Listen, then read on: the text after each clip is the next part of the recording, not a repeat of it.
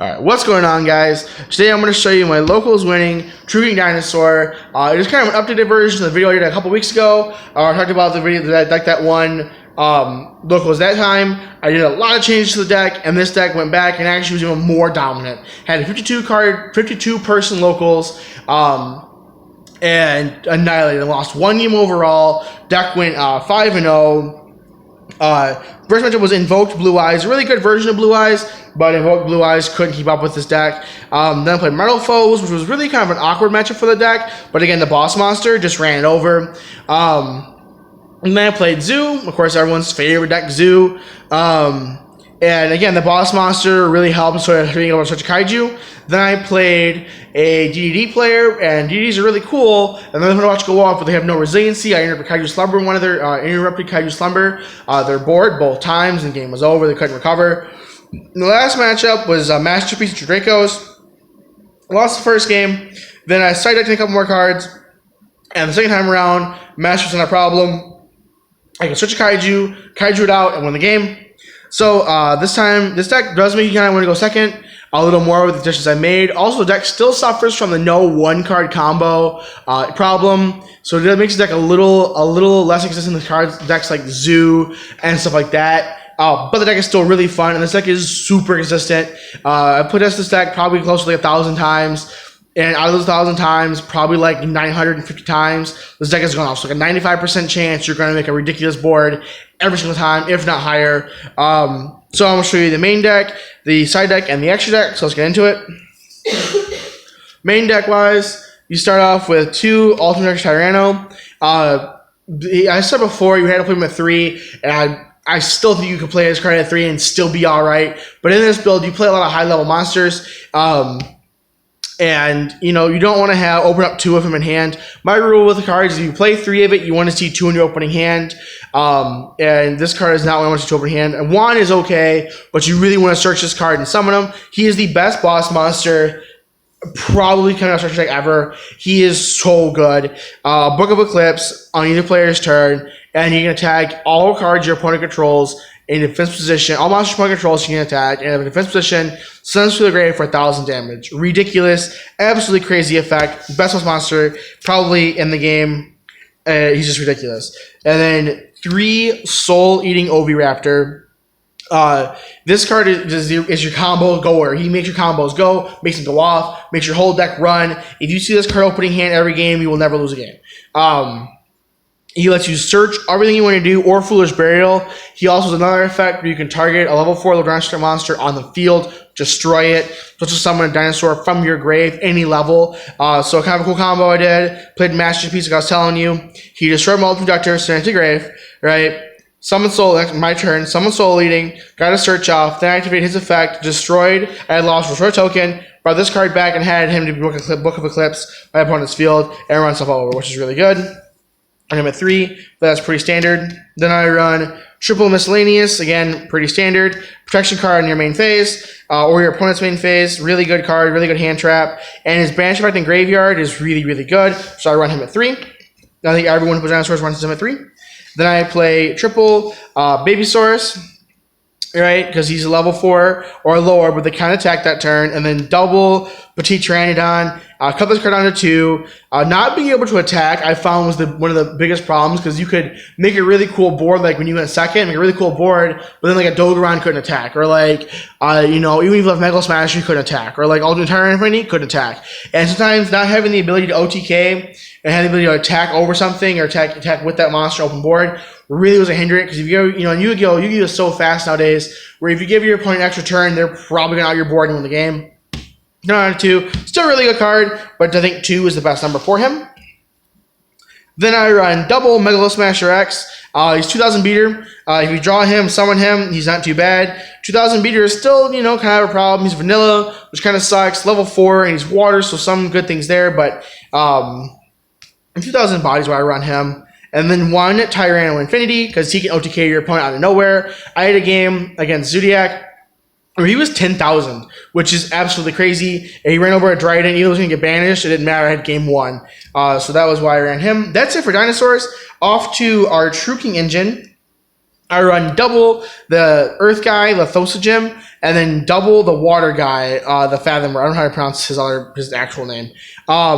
He banishes spell traps, and you run 5 water monsters, so you really can get that effect off. Really, I run him as a 3,000 defense monster, which is a problem to get over. And when he's destroyed, you can summon 1 non-water worm type monster from your deck. You can summon him by that effect, which is really good. And his effect, obviously, being able to go into your opponent's extra deck and banish cards they have before they can use them, I think is the best effect in Yu-Gi-Oh! We'd rather run this card at 3, but I find that when I run him at 3, I always open up 2 with 2 of them in hand, and I don't seem to draw another Earth monster. I don't seem to draw another monster, so I always have like double him and like 3 spells, and I try to make a trap, but I can't use effects. I think at 2 is the best, and you can search him, so I think that's why I run him at 2. And then off to the Kaiju engine, I run a huge Kaiju engine, double Dogeron, because you can search him off of Soul Eating, and he's an out to Masterpiece. He actually came in really handy. Double Kamungus, because he's Earth, and double Gamma-Still, the Sea Turtle Kaiju. All those cards have synergy with the True King, because they're all kind of types match up. I don't run the Fire True King. I have tested him out, and I find that he makes the deck kind of like, not inconsistent, but he doesn't like really help you go off in the way you want. But I run this Kaiju engine, a massive Kaiju engine, I know, but it's really important, particularly against today's cards. And being able to get out more of your True King cards faster, I think is really good, especially with their typings all kind of matching up. To help Kaiju's out, I run double Interrupted. If I could run 3 of this card, I would, but I only run 2 because it's limited to 2. Then I run triple Lost World. Honestly, I think this field spell and Tier 1 Terraforming, I think Lost World in this deck is better than Dragonic Diagram, as you pronounce it. Just because, yeah, you can't search you can search off with Diagram. It's just a worm type monster, which is really good. But this card is designed for dinosaurs, and it works the best in dinosaurs. Everything else uses 500 attack and defense except dinosaurs. So they don't even gain; everything loses attack and defense, which I think is really good. And they can only, if you summon a dinosaur, they get a token, and they can only try the token monster effects, which is really, really, really good. So I run him at 3, and I run 1 Terraforming. The reason I only run 1 Terraforming is I don't want to top deck Terraforming late in game. I hate doing that.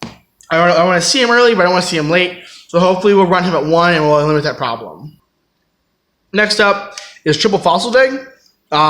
He searches your Soul Eating and searches any other level 6 or lower dinosaur monster you want to play, which I run him. Really, really good card in this deck. Then I run only 1 Twin Twister. I was running him more when Paleozoics or anything, but Paleo has kind of died off. But still, can still run him more. I hate back row. This card came in super handy against Metal Foes. Just popping their scales really can hurt them, so really good there. Off to traps, I run Triple Quaking. The best trap card for this deck, and 1 Waterfall Dragon Souls. Actually, a viewer told me actually about that card, and I was testing it out, and I talked about it, and I found this actually really is good at 1. Any more than that, and he kind of clogs your deck, clogs your hand because he's really slow. Last thing you want to do is top deck this card. You run more of him, top deck him late in game, have to play him face down, hope you survive another turn, and then flip him over to get your search off. If he was a spell, if this card was a spell, I would run him at 3, and this deck would be the most broke deck in history. But you have him in a trap, so you can't do that. After the side deck, I do side deck the other Ultimate Dragon Tyranno. You never know when you're going into the third one. And I think I side deck him in more often than not. He's the first card to side deck in to get the extra pressure on field, so it was kind of good to have him. Then I run double Chaos Hunter, particularly for a mirror match, because it makes your opponent be able to banish cards. And Power Desires, they can't get off Desires effects either, which is really good too. And Desires is still a pretty good card. This card came in really handy against the DDD matchup because he couldn't Power Desires to get those counter pieces faster when I had the card on field. Then double Lancia. This card came really good against any kind of mirror match, and it came really good, and good against DDDs because he couldn't get off any of his effects. And he was great effects with like Lamia to Banisher when she goes out, or the Swirl Slime, stuff like that. So kind of good there. Then I run 1 Artifact Slice just because Zoo is such a good powerful deck, and Xyz summoning is still one of the most powerful mechanics in the game. So it stops people from summoning monsters from the extra deck. Then I run double Flying C and 1 Maxi. Maxi, these cards, I mean, this card, along with these 4 cards, won me the game against Zodiac, because he didn't want to give a bunch of cards first turn. Then I Flying C him second turn, and he couldn't do anything. He was like, well, I'm stuck. So really, really good there, which is why I run them the way I do. Then off to side deck spells, 1 Dark Hole, 1 Swords of Concealing Light, and then 2 cards that actually was mentioned by a viewer to go back and forth on Power of Acquisitiveness and Bear from a Different Dimension. And I thought about it, and I decided that if you were going to run 3 of the big guy, 3 your boss monster, right? You're going to run 3 of him, then you should run this card. Because this card puts him back into the grave, so you can banish him to bring him out, because you're probably going to see him more often than not. Then I thought, if you're not going to run 3 of him, you're going to run 2 of him, then this card would be better, because you get to shuffle him back in the deck, then draw a card, so he replaces himself. So I thought that would be kind of a good tech choice for you guys to put in. I side deck both of them, because I find that both are useful, and so I do that. And then I side deck 2 traps, Time Space Trap Pull, and Lost Wind, which I feel is pretty standard. And then off to the extra deck, I run triple True King of All Calamities. Really a good card.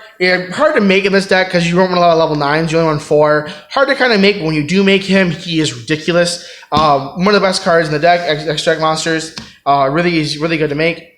Then it's 2 Lagia and Dolka. I was trying to pronounce Evolvza, but I could not do that there for a second. So these cards are all really good. These are the 3 cards I make the most. And honestly, if I could run just these 3 cards in the extra deck, I would. And I'd make them a return and be okay. But, you know, you guys don't want to do that. When we have extra space, might as well use it. But I make these cards when another card in the deck. Obviously, he is a monster negation, and he negates spell and traps or summons. So really good.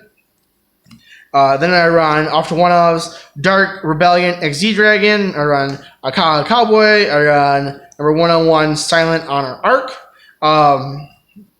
And it's pretty good. I mean, all these guys are really effective. They're all generic rank 4s. I don't own Tornado Dragon. I should run that card. I run double Mastroke, the Symphony Djinn, because it's Book of Eclipse. Kind of a weird card that synergizes with this deck pretty well. But again, easy to make. Then the Utopias, I run double Utopia, 1 Utopia Ray, and 1 Utopia Prime. I don't own Lightning. I always suggest if you own Lightning, use Lightning, because Lightning is an awesome card. I don't own Lightning, though, and so I own these guys, so I use them. I never actually make these guys, but they are there for the option. And that is it for the deck profile. This deck is super fun and super consistent.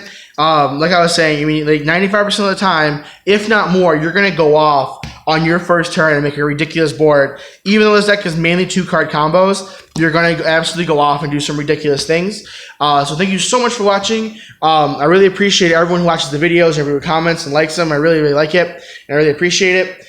Make sure you like, comment, and subscribe, and I'll see you next time.